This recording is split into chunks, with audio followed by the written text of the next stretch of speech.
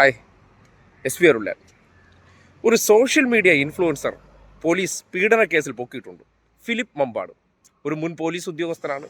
ആ ജോലി അത്ര സുഖകരമല്ല. അതുകൊണ്ട് ഏറ്റവും എളുപ്പമുള്ള പണി എന്ന് പറഞ്ഞാൽ എന്താണ്? ഇൻഫ്ലുവൻസിങ് എന്ന് പറയുന്ന കാര്യം. ആൾക്കാരെ ഇൻഫ്ലുവൻസ് ചെയ്യാൻ എന്താണ്?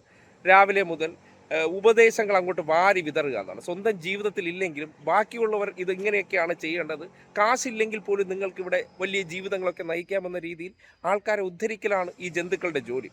എന്തായാലും ഒരു പീഡന കേസിലാണ് മലപ്പുറം കേന്ദ്രീകരിച്ച് ലോഡ്ജിൽ വെച്ച് 16-കാരി ഒരു പോലീസ് ഉദ്യോഗസ്ഥന് നിയമം അറിയാമായിരുന്നിട്ട് പോലും അദ്ദേഹം ആ ജോലിയെല്ലാം കഴിഞ്ഞതിന് ശേഷം അതിനേക്കാൾ നല്ല ഹരം പിടിച്ച ജോലിയാണ് ഇൻഫ്ലുവൻസിങ്ങും. അതിലൂടെ ഇപ്പോൾ ഇദ്ദേഹത്തിൻ്റെ ഇൻഫ്ലുവൻസിങ് കേട്ടതിന് ശേഷം രക്ഷിതാക്കളെല്ലാം നേരിട്ട് മക്കളെ കൊണ്ടുവന്നിട്ട് എന്ത് ചെയ്യാൻ പറ്റും? ഇപ്പോൾ നമ്മുടെ കൊല്ലത്തെ ഒരു തന്ത്രിയെ കണ്ടല്ലോ, അതുപോലെ തന്നെ എവരെടുത്ത് കൊണ്ടുവന്നൊന്ന് ഇൻഫ്ലുവൻസിങ് വാരി വിതറാമോ എന്ന് ചോദിക്കും. ആ ഇൻഫ്ലുവൻസിങ് വാരി വിതറിയതിൻ്റെ അടിസ്ഥാനത്തിലാണ് 16-കാരിയെ പീഡിപ്പിക്കാൻ ശ്രമിച്ചതിൻ്റെ പേരിൽ പരാതി കൊടുക്കുന്നു. നിലമ്പൂരിൽ നിന്ന് ഇയാളെ പോലീസ് കസ്റ്റഡിയിലെടുത്തായിട്ടാണ് മനസ്സിലാക്കാൻ കഴിയുന്നത്. പോക്സോ കേസിൽ മുൻ പോലീസ് ഉദ്യോഗസ്ഥൻ പിടിയിലായിരിക്കുന്നു എന്നുള്ളതാണ്.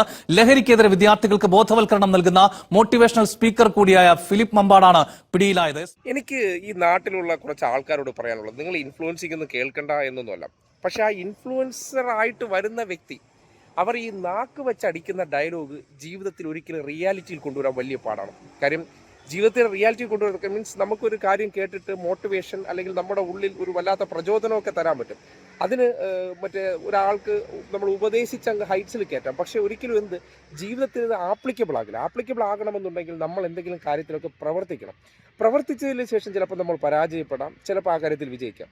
ഇത് സർവ്വസാധാരണമാണ്. ഇതൊന്നും മനസ്സിലാക്കിയതിന് ശേഷം ഈ ഇൻഫ്ലുവൻസർമാർക്ക് പറയുന്ന വാക്കുകളും കേട്ടുകൊണ്ട് അതിൻ്റെ പ്രൊമോഷൻ ഡയലോഗുകളും കേട്ടുകൊണ്ട് നാളെ ചെന്ന് ഇറങ്ങി അബദ്ധങ്ങളിൽ, കാര്യം ഇവരുടെ ആവശ്യം എന്ന് പറഞ്ഞാൽ നിങ്ങളെ കൂടുതൽ ആവേശം കയറ്റി കൊണ്ടുവന്ന അപകടങ്ങളിൽ ചാടിക്കുക എന്നുള്ളതാണ്.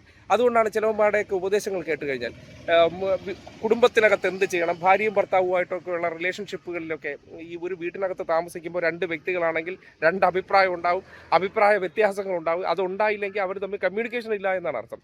എല്ലാ കാര്യങ്ങളും നമ്മൾ പറയുന്ന കാര്യത്തോട് മറ്റൊരാൾ യോജിക്കണമെന്നുണ്ടെങ്കിൽ അവർ പാവയല്ല, അവർക്കൊരു ബ്രെയിൻ ഉണ്ട്, ചിലപ്പോൾ ചിന്താശേഷി കുറവായിരിക്കും, അവരെ കാഴ്ചപ്പാട് വേറെ ആയിരിക്കും.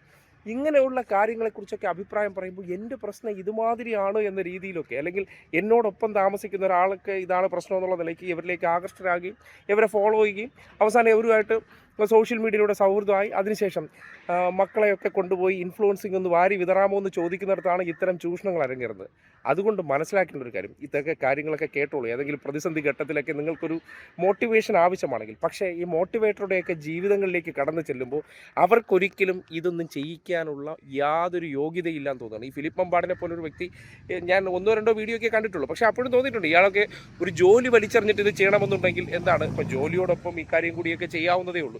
പക്ഷേ ഇത് നോക്കിയപ്പോൾ അദ്ദേഹത്തിൻ്റെ ഉള്ളിലിരിപ്പ് അല്ലെങ്കിൽ ഇദ്ദേഹത്തിൻ്റെ മനസ്സിൽ ചില ലക്ഷ്യങ്ങളുണ്ടാകുമല്ലോ, ആ ലക്ഷ്യങ്ങൾ നടത്തിയെടുക്കാൻ വേണ്ടിയുള്ള നല്ലൊരു ഷോർട്ട് കട്ടാണ് ഈ പറയുന്ന ഈ ഇൻഫ്ലുവൻസിങ് എന്ന് പറഞ്ഞാൽ. അപ്പോൾ നോക്കിയപ്പോൾ സ്ത്രീ സൗഹൃദങ്ങൾ കൂടുന്നു, അതിലൂടെ തൻ്റെ ചില താല്പര്യങ്ങളൊക്കെ നടത്തിയെടുക്കാമെന്ന് ചിന്തിക്കുന്നിടത്താണ് ഇത്തരം വഴിവിട്ട രീതിയിലുള്ള ഇടപെടലുണ്ടാകുന്നത്. എന്തായാലും പരാതി കൊടുത്തു, അത് കേസുമായി ബന്ധപ്പെട്ട് ലോഡ്ജിൽ അന്വേഷണം നടത്തി, ലോഡ്ജിലേക്ക് വരാൻ കൊണ്ടുവരുന്നു. അവിടെ വെച്ചിട്ട് എന്തായിരിക്കും ഇൻഫ്ലുവൻസിങ് കൊടുക്കുക എന്നുള്ള രീതിയിലായിരിക്കുമല്ലോ വിളിച്ചുകൊണ്ട് പോകുന്നത്. അതിനുശേഷം ഈ പീഡന ശ്രമം നടത്തിയതിൻ്റെ അടിസ്ഥാനത്തിൽ പോലീസ് നടത്തിയ പ്രാഥമിക അന്വേഷണത്തിൽ അവിടെ നിന്ന് ഈ ലോഡ്ജിൽ വെച്ചിട്ടുള്ള പീഡന ശ്രമങ്ങൾ നടന്നതായിട്ട് പറയപ്പെടുന്നുണ്ട്. എന്തായാലും നിലമ്പൂരിൽ നിന്ന് അറസ്റ്റ് ചെയ്തിട്ടുണ്ട്. ഇനി കുറച്ചു കാലം ജയിലിൽ കിടന്നിട്ട് നാട്ടുകാരെ ഒന്ന് ഇൻഫ്ലുവൻസ് ചെയ്യുന്നത് നല്ലതായിരിക്കും. ജയിലിൽ കിടക്കുന്ന ഇതുണ്ടല്ലോ, തടവുകാരെയൊക്കെ ഒന്ന് ഇൻഫ്ലുവൻസ് ചെയ്ത് അവരെയും കൂടെ ജീവിതമൊക്കെ ഒന്ന് കരപിടിപ്പിക്കാനായിട്ട് ഫിലിപ്പ് മമ്പാടൊന്ന് തയ്യാറാകണമെന്ന് മാത്രമേ പറയാനുള്ളൂ. നാട്ടുകാരെ എന്തായാലും ഉദ്ധരിച്ച് ഇൻഫ്ലുവൻസിങ് കൊടുത്ത് ലോഡ്ജിൽ വരെ വരുത്തിച്ചതിന് ശേഷം പീഡിപ്പിക്കാൻ ശ്രമിച്ചിട്ടുണ്ടെങ്കിൽ ആ ഒരു ഇൻഫ്ലുവൻസിങ് ആ ജയിലിൽ കിടക്കുന്നവർക്ക് കൊടുത്ത് അവരുടെ മാനസാന്തരം വരുത്താനായിട്ടുള്ള പരിശ്രമമാണ് ഇനി ചെയ്യേണ്ടത്. അതാകുമ്പോൾ റിയൽ ലൈഫാണ്, അവിടെ ക്യാമറയൊന്നുമില്ലല്ലോ. നേരിട്ട് മുന്നിരിക്കുന്ന പല ജീവിത സാഹചര്യങ്ങളിലൂടെ കടന്നുപോയ ക്രിമിനൽ മെൻറ്റാലിറ്റി ഉള്ളവരെയൊക്കെ ഒന്ന് ഇൻഫ്ലുവൻസ് ചെയ്ത് നന്നാക്കിയിട്ട് സമൂഹത്തിൻ്റെ മുന്നിൽ കാണിക്കണം. ഞാൻ ഇൻഫ്ലുവൻസ് ചെയ്ത് നന്നാക്കിയ ഇവരൊക്കെ ജയിലിനകത്ത് ഇനി ആരും കുറ്റക്കാരാകാത്തവരുണ്ടെന്നൊന്ന് തെളിയിച്ച് കാണിച്ചാൽ നല്ലതായിരിക്കും എന്ന് പറയുന്നു. അതുകൊണ്ട് ഇത്തരം ഉഡായ്പകളിൽ വളരെ കെയർഫുള്ളായിട്ട് നിങ്ങൾ ചെന്ന് വീഴാവൂ എന്നൊരു ഉപദേശം മാത്രമാണ് തരാനുള്ളത്.